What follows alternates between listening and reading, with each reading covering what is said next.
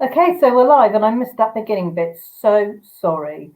Yes, bit of a rant I'm going to have today because it's been an interesting week. We're only on Wednesday, but I've joined two or three online network meetings because I felt the need to get out there a bit more. And yes, the word Zoom fatigue has come up more times than I've had hot dinners in the last week. But I want to address that idea of Zoom fatigue because I think what's happening is we are jumping on all sorts of calls. At the beginning of all this, we all decided to go online. And yes, suddenly we found ourselves on Zoom calls from morning till night. Now, if you're like me and you coach clients and you've had to coach online, yes, it can be fatiguing. It can be exhausting. It's all of that because you're having to really be present and be aware of who you're talking to. And for me, I make sure that I spread those calls out through a week. So I'm not doing a 9 till 5. Now I know that's not the same for everybody, and for some people it has to be done. So I wanted to talk to you today about stop being lazy on Zoom. Stop thinking that you can replicate exactly onto Zoom and then be lazy while you're on Zoom. Now, I wouldn't for 1 minute accuse anybody listening to this of doing this, but I have seen it happen. And I think what is beginning to happen is that the baseline of what's happening online has dropped considerably because everybody's jumped on. So the first point I want to make is it is not always possible to replicate exactly what you do in a physical setting online. Okay, I'm putting it out there. You have to think it through. You have to ask yourself how much of what you do in a physical setting can you take online that will engage people? Now, the clever ones who are doing Keep Fit and wellness and yoga and all those things that had people physically working with them works wonders because you're engaged in what is going on. You're following along, you're doing what you need to do. People who did demonstrations online, sort of the cooking demonstrations and things like that, perfect. Again, people were following along. The problem comes when networking or conferencing or any of those type of events where people are just listening try to replicate everything they did and put it online. Because I'm here to tell you folks, some of you have not thought this through and it has become dull. I'm putting it out there, I am really sorry.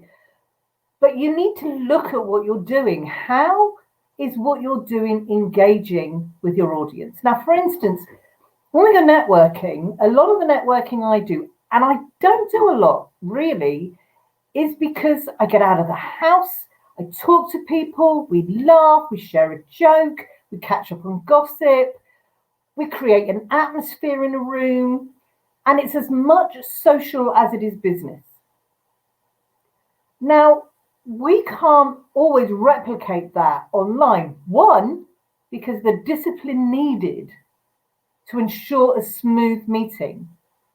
You can't have people talking over each other. You can't have those groups chuckling in the corner and then joining it.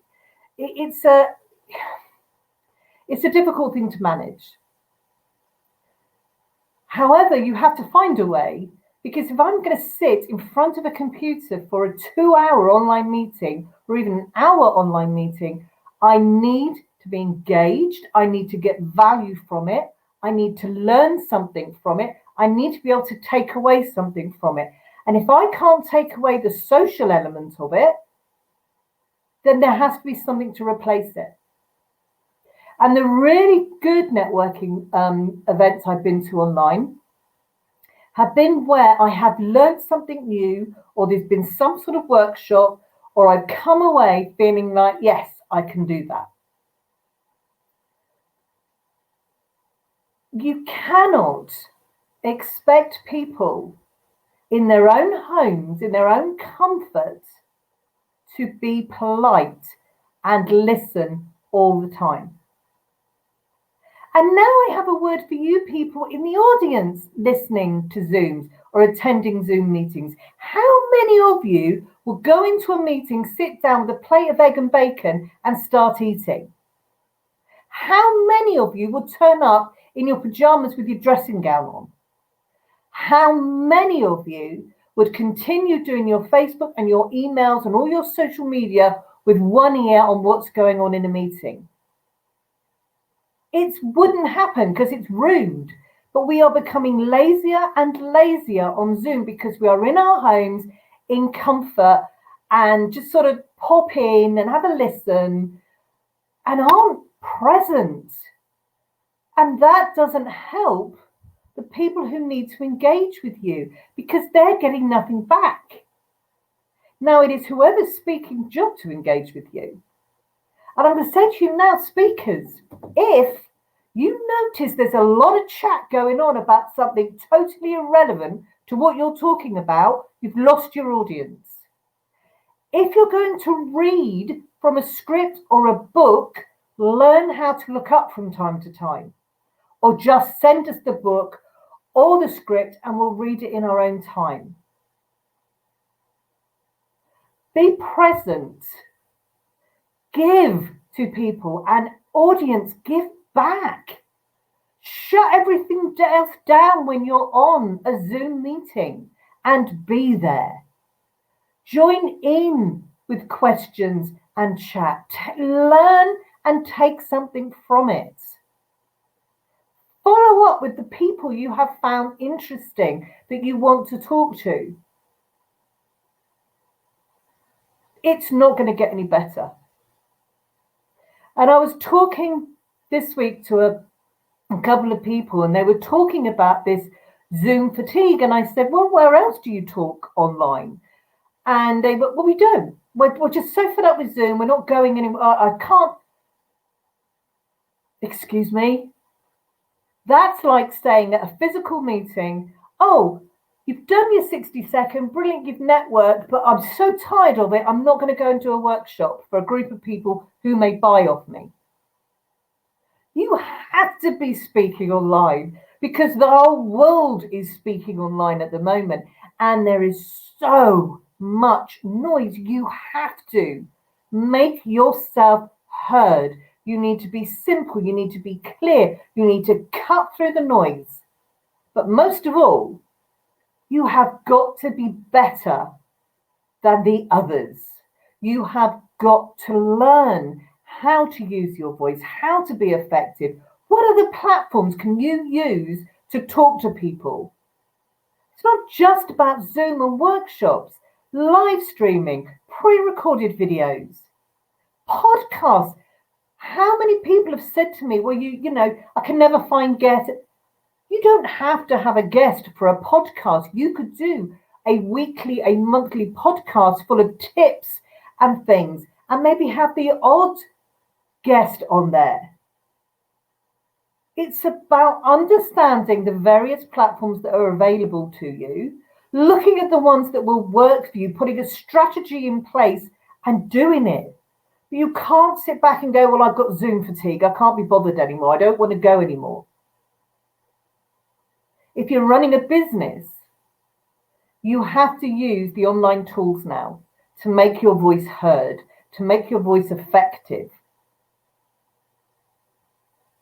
And I'm sorry that's been a bit of a rant, but honestly, the last couple of weeks, some of the things I've seen online, it's like I could walk away, I could leave the room and nobody would know I had gone. That's bad. I have done meetings and I've watched people and I've watched them sit there in their dressing gowns. I've watched them look totally disinterested.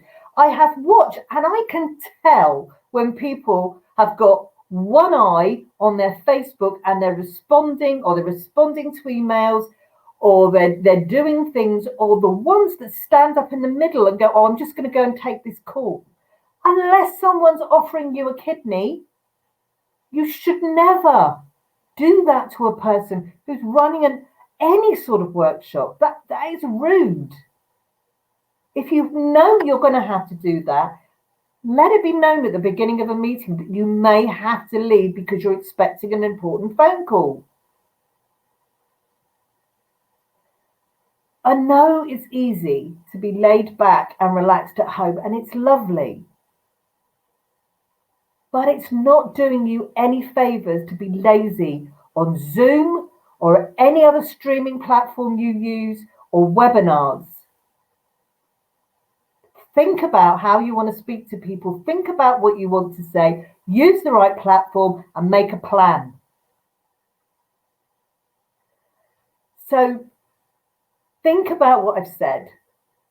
And I would love to hear your comments. Even if you go, Bev, you just had a rant and that's a total waste of time and rubbish. I would love to hear your thoughts on this and how you are experiencing some of these online meetings at the moment. Have a great week, and anybody who would really love to learn some etiquette on Zoom, let me know, because there really should be a etiquette package for how we behave online to support each other, but equally to be heard. All right then, people, be good. Bye.